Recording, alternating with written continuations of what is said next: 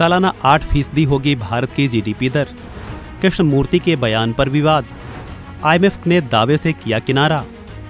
नए वित्तीय वर्ष 2025 की शुक्रवार को पहली मॉनेटरी पॉलिसी बैठक हुई।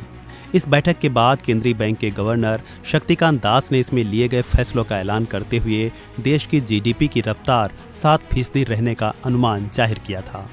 इस बीच इंटरनेशनल मॉनेटरी फंड यानी कि आईएमएफ का एक बयान सामने आया है, जिसको लेकर फिर एक बार भारत की आर्थिक विकास दर को लेकर चर्चा शुरू हो गई है। दरअसल इंटरनेशनल मॉनेटरी फंड ने भारत सरकार के पूर्व आर्थिक सलाहकार और मौजूदा समय में आईएमएफ में एग्जीक्यूटिव डायरेक्टर कृष्णमूर्ति सुब्रमण्यन के उस बयान से अपना पल्ला झाड़ लिया है, जिसमें उन्होंने भारत के सालाना 8% के दर से आर्थिक विकास करने का दावा किया था। आईएमएफ ने कहा कि कृष्णमूर्ति ने भारत के आर्थिक विकास का जो आंकड़ा दिया है उससे आईएमएफ का कोई लेना देना नहीं है।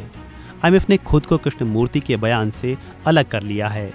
बता दें कि बीते गुरुवार 4 अप्रैल 2024 को इंटरनेशनल मॉनेटरी फंड की प्रेस ब्रीफिंग के दौरान आईएमएफ की प्रवक्ता जूली कॉजेक से कृष्णमूर्ति के उस बयान को लेकर सवाल किया गया, जिसमें उन्होंने अनुमान जताया था कि भारत 8% के दर से आर्थिक विकास कर सकता है। इस सवाल का जवाब देते हुए जूली कॉजेक ने कहा, कृष्णमूर्ति ने भारत के ग्रोथ रेट अनुमान को लेकर जो कहा है वो आईएमएफ का विचार नहीं है। उन्होंने कहा कि कृष्णमूर्ति ने आईएमएफ में भारत के प्रतिनिधि के तौर पर यह बयान दिया है, न कि आईएमएफ के प्रतिनिधि के तौर पर। कृष्णमूर्ति सुब्रमण्यन का यह अनुमान आईएमएफ के खुद के अनुमान से अलग है। इसके साथ ही उन्होंने बताया कि international monetary fund world economic outlook अगले कुछ ही सप्ताह में जारी करने वाला है।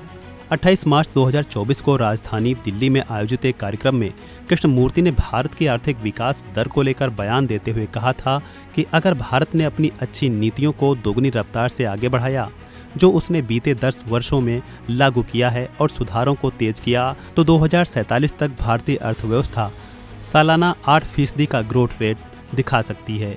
वहीं बीते गुरुवार को ही रिजर्व बैंक के गवर्नर शक्तिकांत दास ने देश की जीडीपी की रफ्तार 7% रहने का अनुमान जाहिर किया है।